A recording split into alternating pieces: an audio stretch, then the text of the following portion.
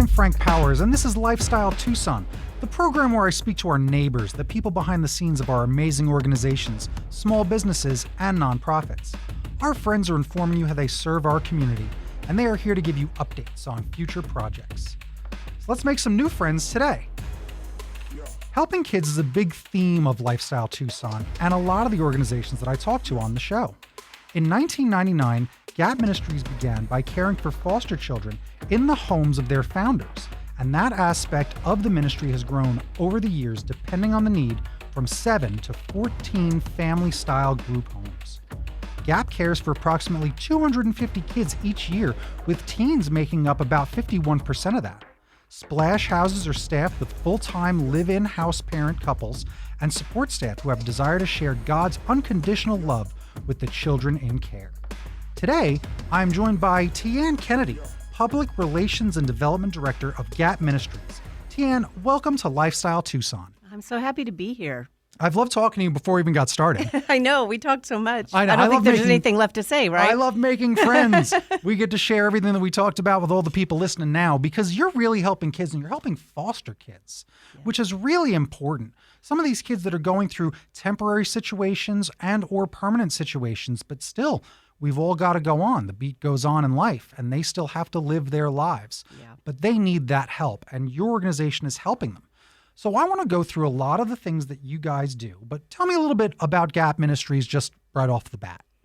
Well, you covered it. We started in 1999 in the founder's home, and there were really two sides to it, caring for kids, and then also they started with what they had in their hands. They said, okay, what can we do to make a difference?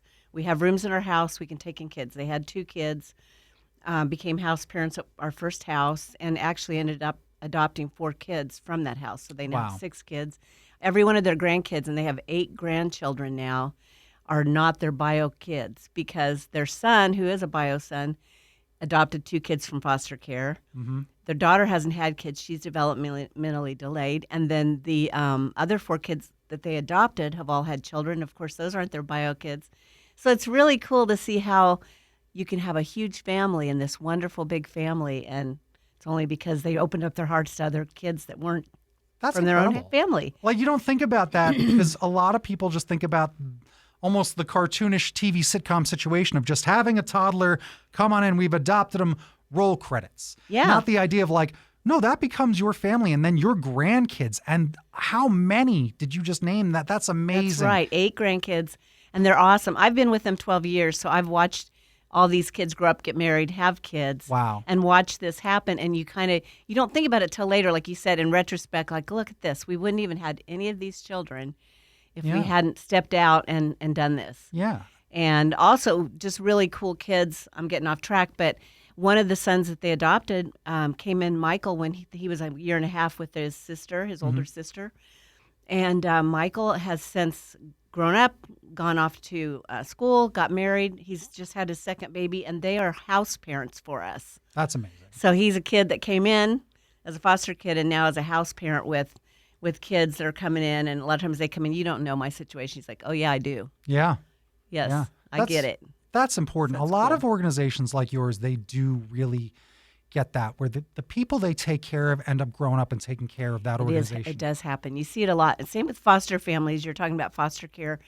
Our foster families, a lot of times when I talk to them, they're like, oh, my parents were foster parents. Mm-hmm. And I saw what it was like, and I really liked it. And, and I think it's scary for families at first. Yes. Could take in a stranger and all, but everybody I talk to, they're always like, even the lady I talked to recently said, she's one of our parents, and they've had 8 kids through the house. She said at first my kids were kind of against it, like, why are we doing this again? And she said then we were kind of done. My husband and I were like, okay, we've done this, we've served, we've helped. Mm-hmm. And the kids are like, no, let's keep doing it. We love it. Wow. So, she said it changed their ideas of family, and she said it's impacted her daughters in college, and she said it's impacted what she wants to do for a career. I believe it. Yeah. I believe it because it's inspirational. It's only goodness, Yeah. Sometimes, you talk to folks, and it's the unknown that scares us all, right? Mm-hmm. I always tell people to walk toward what scares them, right? You don't know where the light switch to that dark room is. It might be right inside there, or it might be all the way across the room. Yeah. But you'll never find it if you don't start going in there and poking around. Yeah. And guess what? Once you turn on that light, you might find that everything you're looking for in life has been right there. That's so true. That's Yeah. good advice, because life isn't about being safe. Life is about taking risks and loving and getting your heart broken sometimes. But if you don't do that, you miss out on so much. And that's what I've seen. You got to take risks. I don't know. I'm not licking any doorknobs out in public anytime soon. No, you can be safe that way. But when it comes to challenging yourself, right? Like every acrobat was scared, but they all became acrobats. Right. Think about that. And that's what I always talk to people about. And whenever you talk to anybody that has the experience of growing up or knowing someone that was adopted, one of my best friends growing up was adopted. So I don't have any weird ass, illusions about it. And my aunt growing up, she was mentally disabled. So I'm used to that. And then one of my best friends, his sister was.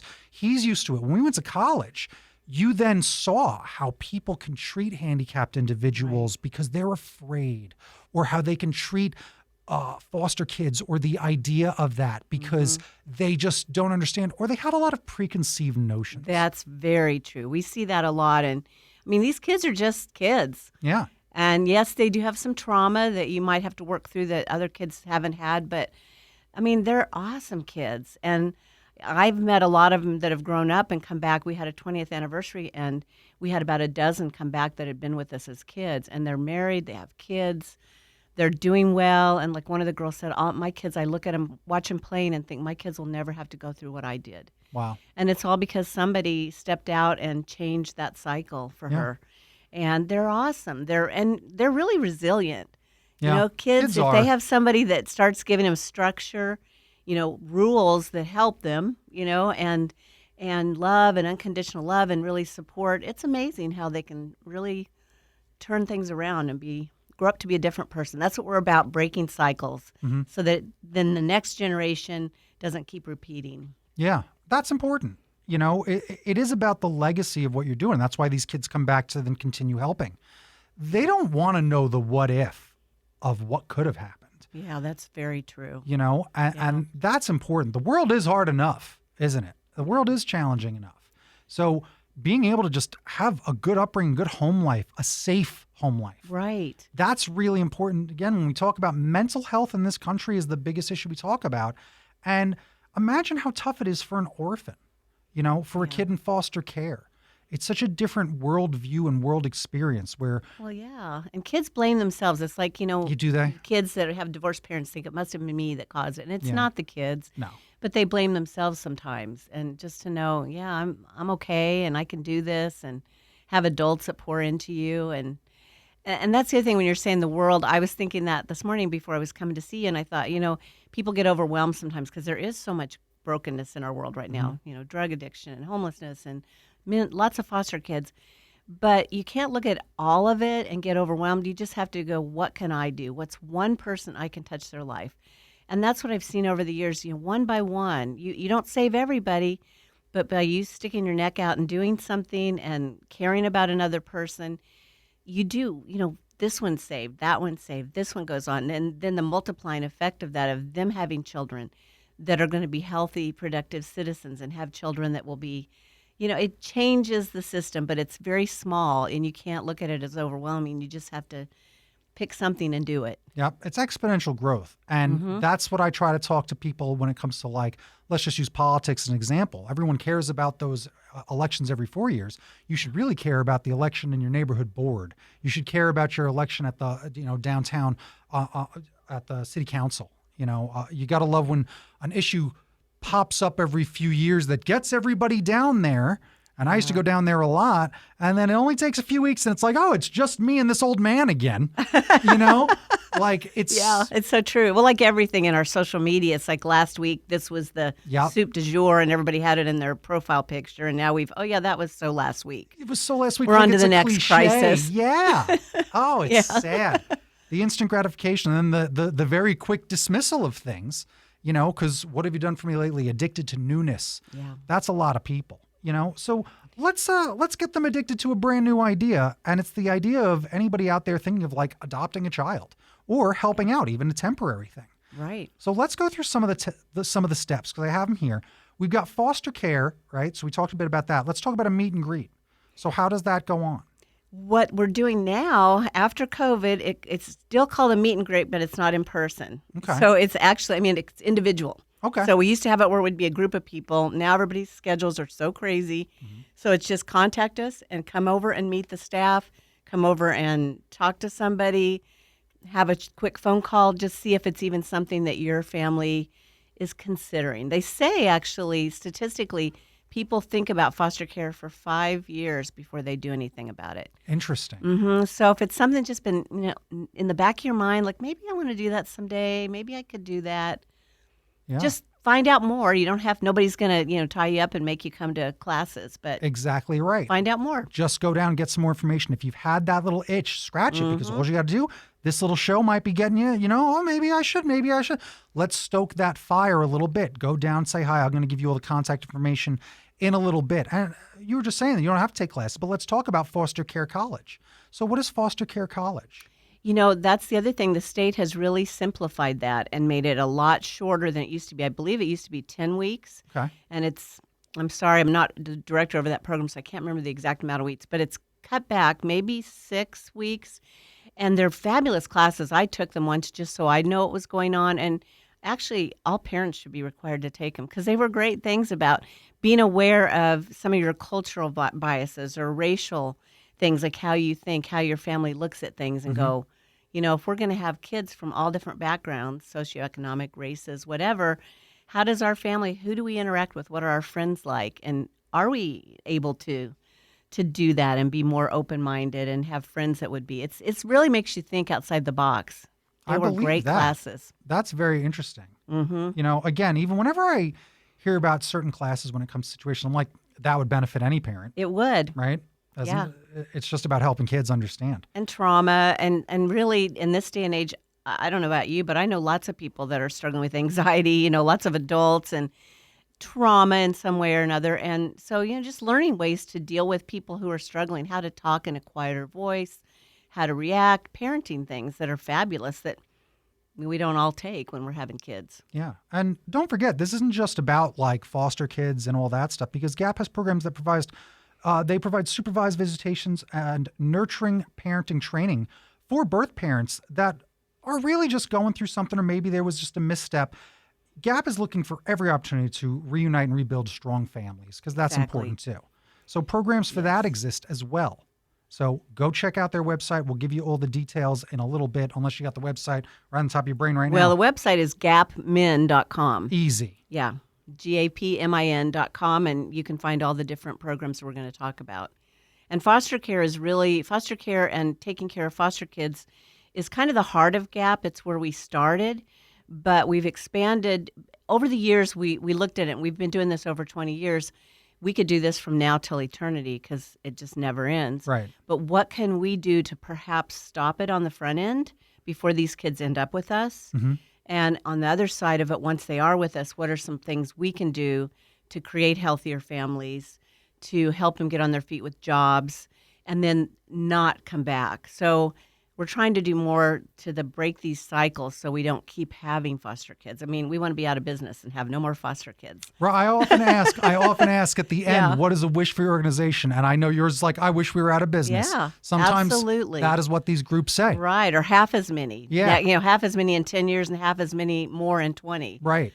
So that you are making that huge difference. But you are making a difference because, again, if there's one thing you're providing, we've talked about it, it's hope. So let's talk about the Campus of Hope. Okay, I'd love to do that. Heck We yeah. are your neighbors. You said, talking to neighbors, we literally are 5 minutes from you. I know. Isn't that? It's from Arizona Lotus Studios right here. Yeah, and we were right by the Sam Levitt's warehouse off of the freeway.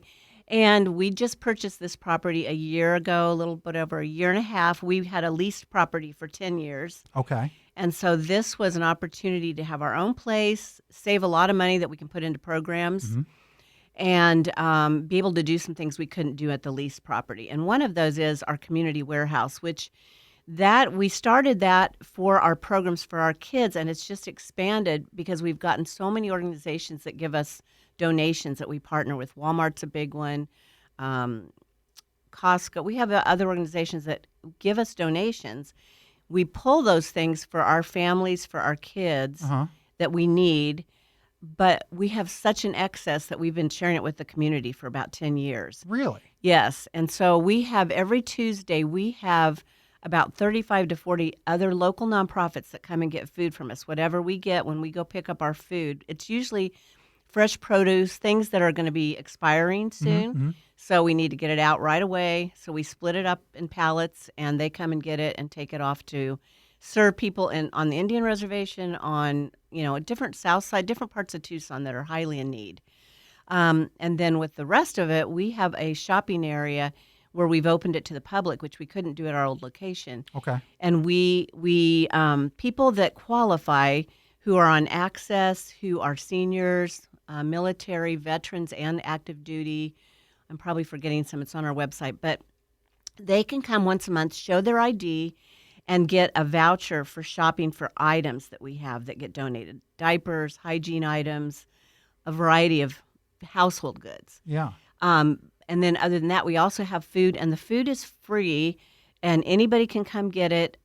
It's 4 days a week. They can come and shop. We have limits on it. So a while back, we had cases of eggs. You could come get one 18 count carton, Sure. but you could come back the next day if you wanted more. We don't want everybody just coming and stocking up. Right. But we're finding a lot of families that are just trying to supplement their budgets so that they aren't, they're not struggling to pay the bills. And that's really our goal, is to keep families. Poverty, they say, is the number one indicator for kids ending up in foster care, which is understandable. The pressures get on you. People that were drug addicts years ago and have been clean and sober for a long time, not being able to pay your bills creates a lot of stress on a family. Yeah. So that's one of our goals, is, keep them in here. They can pay their electric bills because they have enough groceries. They've got fresh produce. And that's been an awesome program. We have about 200 people coming every day and getting fresh foods and all from us. That's huge. Again, I mean, I grew up,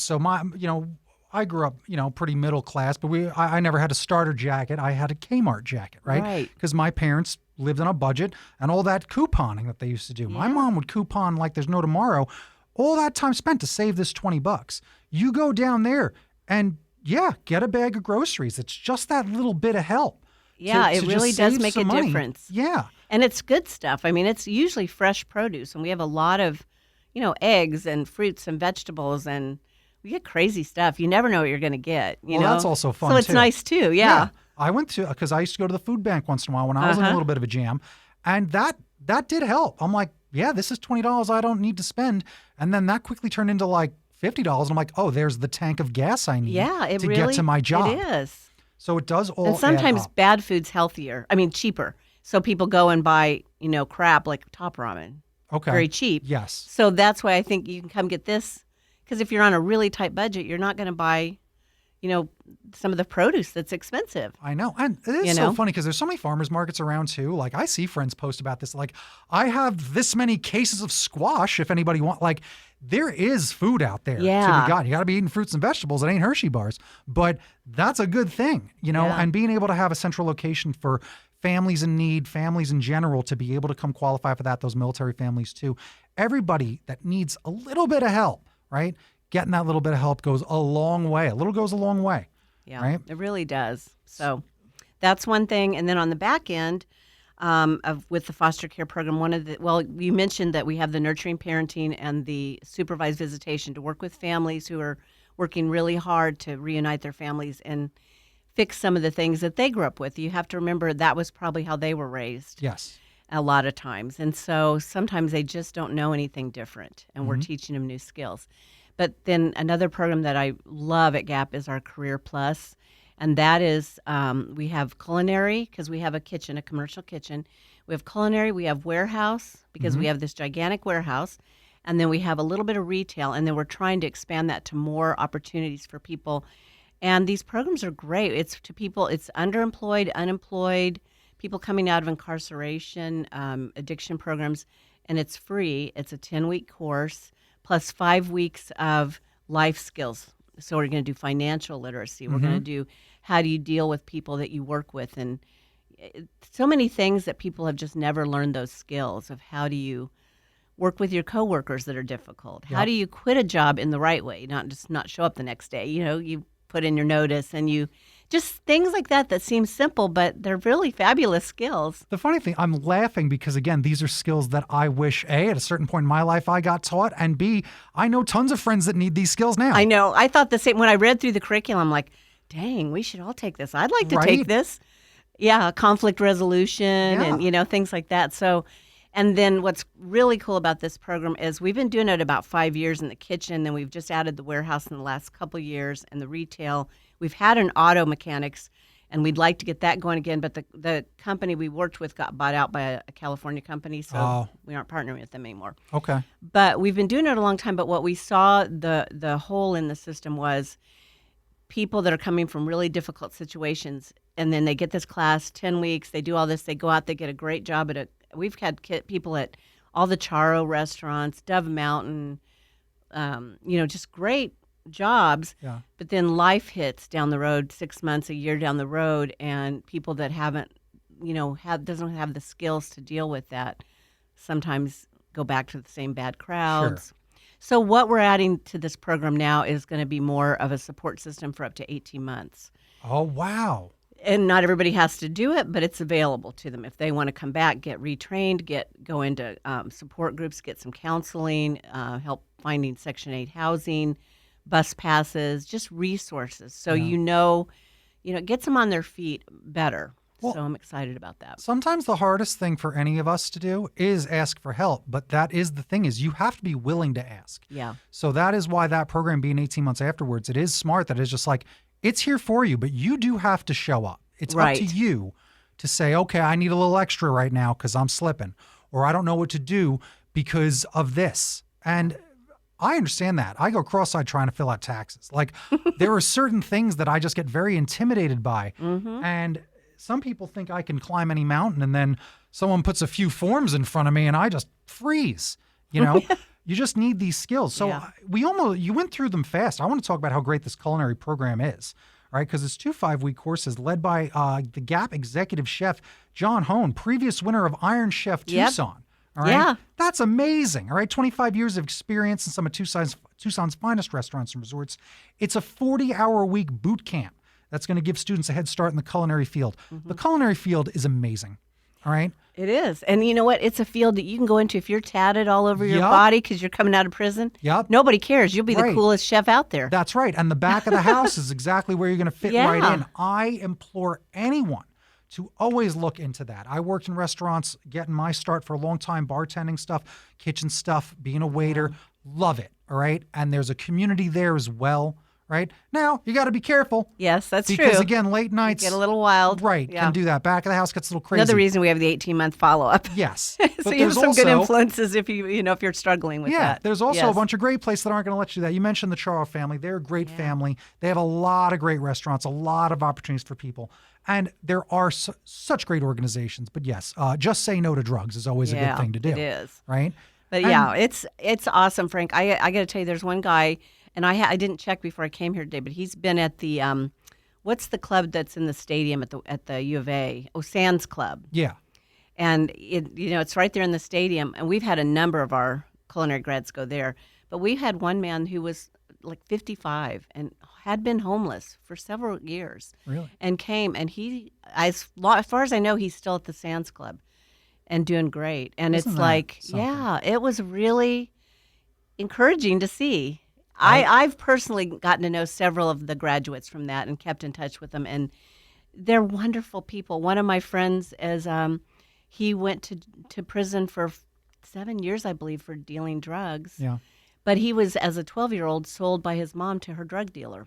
Oh, my God. And just recruited and taught.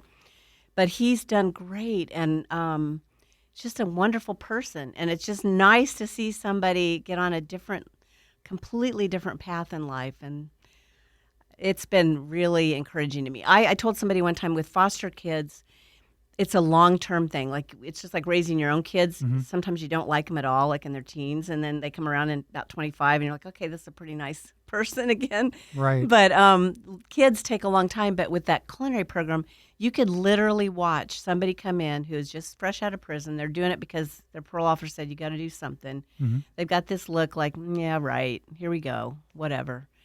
And you just watch them like in this 4 or 5 weeks from then, they start standing taller. They're smiling. They've got kind of this sparkle like, hey, I could actually do this. Yeah. This could actually work for me. Yep. And it's fun to watch somebody transform and then go to their graduations and families show up with balloons. They're all dressed up. They've got cards. And it's like you think these families have showed up at the only time they've all been together is like for somebody's sentencing. Wow. And now they're going and celebrating and they just became got their chef knife and they get to wear their little chef hat. And so it is really cool to see people's lives changed. Yeah, because when you're going to culinary arts, it's not just a job, it's a career. Yeah. And that's huge. I love the other programs where you're training people and all those things, all those opportunities. I hope that maybe the automotive thing does kick back up. We do. We want it to come back. If somebody's interested out there and hears that, we'd love to do that again because there was a lot of interest in it. There definitely is. Yeah. And again, there's a lot of need in it. If anybody that's trying to get their car fixed, you're waiting 6 weeks to get it in. Yeah. No, it's ridiculous. We definitely need more skilled people in the world, all right? And not just for programming data algorithms. We need people taking care of our cars, all right? Yeah, we do. And some plumbers. Blue collar, some blue collar heroes. Yeah. We could use them. And you know what? They make a lot of money. Yes, they do. Yes, they do. All right. I know my mechanic does. How dare you? But I really enjoyed talking with you. Again, that thing couldn't be more appropriately named considering it is the Campus of Hope, because everything you just said, it is instilling hope in me. It's instilling hope, I hope, in some of these folks listening, right? If you are resonating with any of these messages, whether it's expanding your family, whether it's telling someone that you know, a friend, about an opportunity that they qualify for, just for whether it's foods, whether it's for education, let them know. Tell them about it and tell them about Gap Ministries because they're helping a lot of people and obviously giving us all a lot of hope. So today we made friends with Tian Kennedy, Public Relations and Development Director of Gap Ministries, standing in the gap for those in need, bringing help to children, healing to families, and hope to our community. Thanks for joining me today, Tian. Thank you. This was Lifestyle Tucson. That was awesome. You're a good interviewer because you did all your research. Well, I appreciate that. Yeah, you filled in a lot of blanks, and yeah, that was good. All right. I'm going to leave that part in. Oh, you're still going? Bing bong bing, time for a recap. You like that ending where I got that compliment and left it in? I certainly did. That was pretty great. I do hear that from some of my guests because I really do the homework for you. That's what I like to say about this show, Lifestyle Tucson, and being the director of public affairs. So it's been a big deal because I really care about Tucson. That's not just a catchphrase. I really do care about all the people doing it. And I really care about the state of the world and the mental health of everybody. Because if you notice, the corporate news really does jam the bad news down our throats. And always that good news is the last 30 seconds and then there's a squirrel on water skis. But I like to talk about the good news and the good people in town doing things and making a difference for all the other people in town because that's what matters. So tell your friends about Lifestyle Tucson and make sure you follow everything that I'm doing.